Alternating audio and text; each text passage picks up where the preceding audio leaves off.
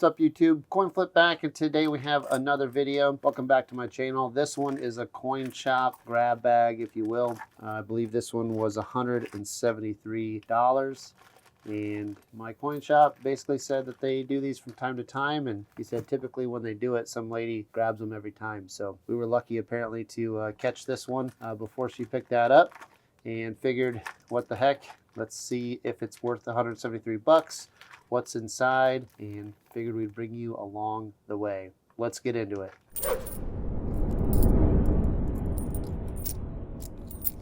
All right, so as I mentioned, $173. We're gonna dive in and hopefully see if we got our money's worth. So let's just dump it out and we'll kind of go through it together and see what kind of goodies might be in here. All right, looks like some Littleton stuff here, which usually is not the greatest finds I've noticed.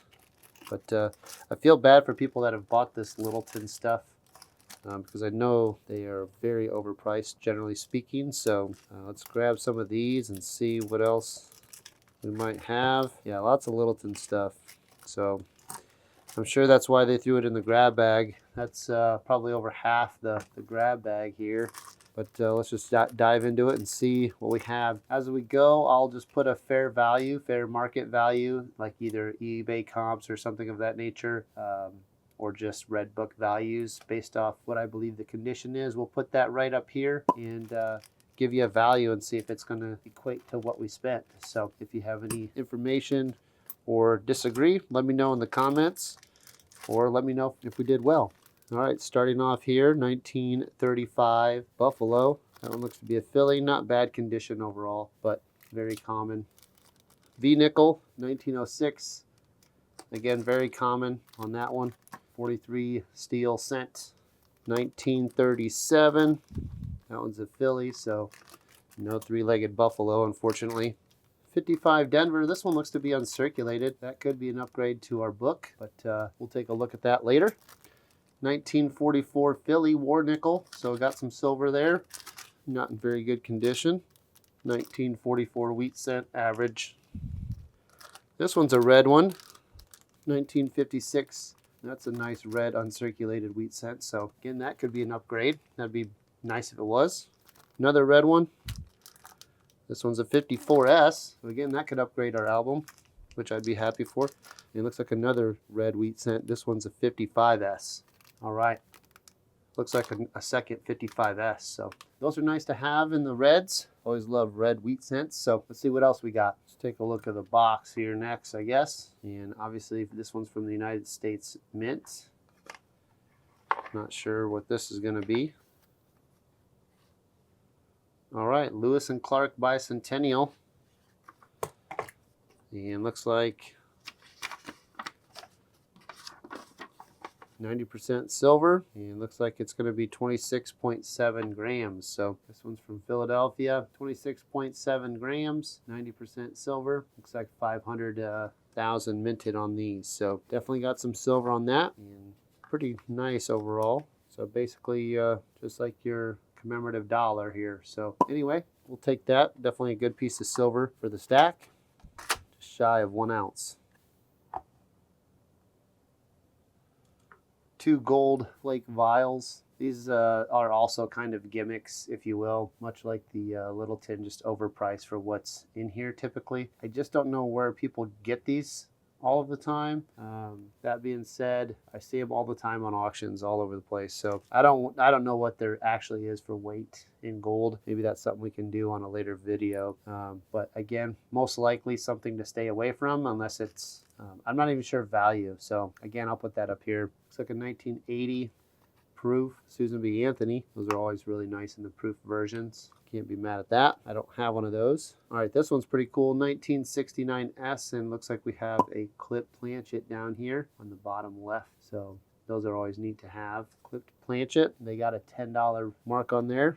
Let me know if you think that's accurate. Again, we'll take a look at comps and see if anything kind of applies there.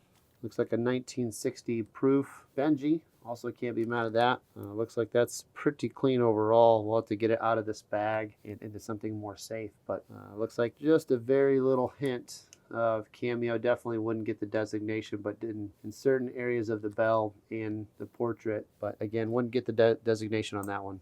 1883.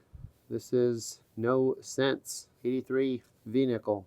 And they'll either say cents there or they don't. And this one is the not. So I don't think I have one of these either. So that's actually pretty neat. Don't have one of those. Couple other wheat cents here. This wheat penny looks to be a little bit red brown, if you will, but 1936. So again, we'll get this out of the bag, and assuming that's going to upgrade, and this looks to be yet another 55S. So not as nice as those others, but still good to have. Looks like we have a clad Balboa quarter, 1986. I actually have not found one of those coin roll hunting. I know a lot of other people have. So silver dime, 1963. Nothing extravagant there. Here we go. This looks to be an 1820. 1820 large cent. Pretty hard to see here. Maybe you guys can see it better on camera. There we go. Could be a 26, but I believe it's an 1820.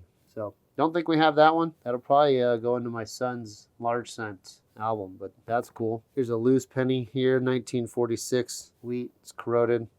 It's probably not worth much there. Looks like another silver quarter. This one happens to be a 45S silver war nickel. And here's yet another. Get some stuff off the screen here. Looks like another silver dime, 1961 silver dime here. Put that one with the other one. And that last war nickel.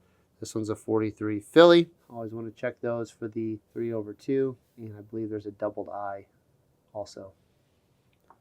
And this one's just a 41 nickel. So again, this is probably just something that was out of a collection, decided to throw it in here. Or stuff that was sitting around his desk, I think is what he also said. 1936 Buffalo. Again, not much value there. Here's probably the start of the show. That's why I did these last, but I noticed these in the bag and there was a bunch of Barber half dollars. So everyone seems to be different on what these go for at their shop, I feel like. We'll just call them Cole Barbers, or in their barber bin typically. And my shop is usually around that $13 a piece for most of the common stuff. Every once in a while you can find a better date in their barber stuff, so we usually search that often. But it appears there's 2, 4, 6, 8 of those Barber halves in here. So again, that's pretty much what we have. That's the tally, but that value up there, let's go through what years and check out condition here. If there's any added value other than that amount. But I do know the common price for these, I would say average is around $15. Let me know in the comments. I'm going to put them at $15 a piece. Typically, even though I know I can buy them at my coin shop for around $13, I just know you could easily sell them just about anywhere for about $15 a piece. And again, depending on the parts of the country you're in, possibly a lot more. All right, let's get to some dates and mint marks. 1912, Denver. 1906, 1906, oh. 1904, Philly. This one's a Denver. 1906 Denver. 1915, I think that's a little bit better year.